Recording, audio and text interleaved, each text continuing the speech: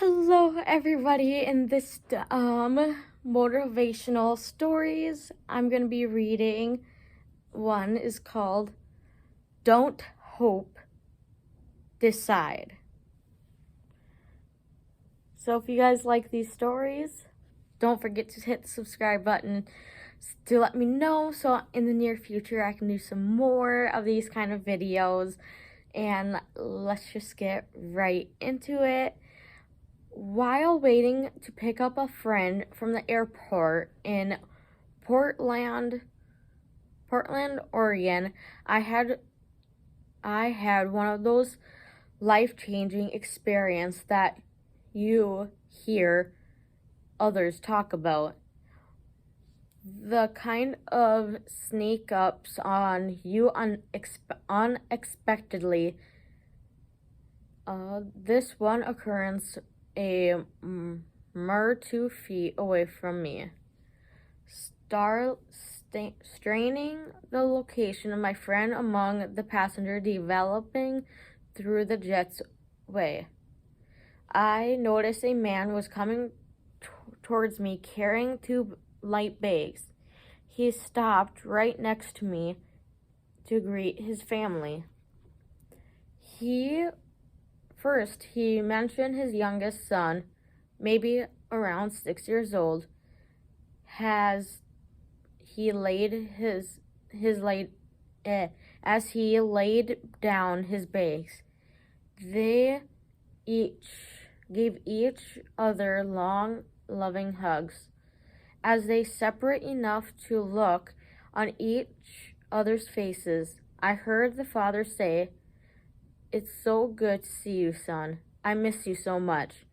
His son smiled somewhat shyly, averted his eyes, and repeatedly softly, "Me too, Dad." Then a man stood up, gazing in his eyes from his oldest son, maybe 9 or 10, and while cupping his son's face in his hand, said, "You're all right, quite young, son, my man. I love you very much, Zach." They two hugged in a loving, tender hug. While this was happening, a baby girl, phrase 1.5, was squirming excitedly in her mother's arms. Never once taking her little eyes off the wonderful sight of her returning father. The man said, "Hey, baby girl," as he gently took the child away from his mother. He quickly kissed her face all over, then held her close to his chest while rocking her back from side to side. The little girl instantly relaxed and simply laid her head on his shoulder, motionless and pure contentment. Several moments later, he handed his daughter to his oldest son and declared, "I've saved the best for last," and proceeded to give his wife the longest, most passionate kiss I've ever remember seeing. He gazed into her eyes several seconds, then gently mouthed, "I love you so much." They started in at each moment of their eyes, beaming because smiles are at one another while holding both of their hands.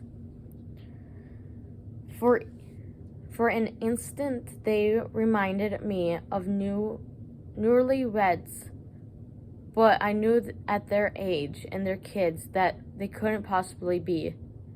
I puzzled from the moment and realized how total engrossed I was in the world display and unconditional love, but not then an arm's length away from me. I suddenly felt uncomfortable as I was invading something something scared, but I was amazed to hear in my voice. I was nervously asked, "Wow, how long have you two been married?" "It's been 14 years total, married, 12 of these."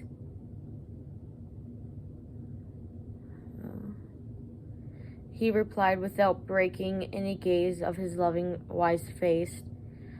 "Well, then, how long have you guys been away?" I asked. The man finally turned and back looking at me, still beaming of his smile. 2 whole days. 2 whole days? I was stunned by suddenly of greeting. I had assumptions they were gone for at least several weeks, but not months, if not months. I knew my expressions betrayed me. I had most offhandedly hoping to end my instructions with some semblance of grace and to get some back searching with my friend. I hope my marriage is still passionate after 12 years. The man suddenly stopped smiling. He looked straight at me in the eyes, and forcefulness and burned right into my soul. He told me something that left me to be a different person. He said to me, "Don't hope, friend. Decide."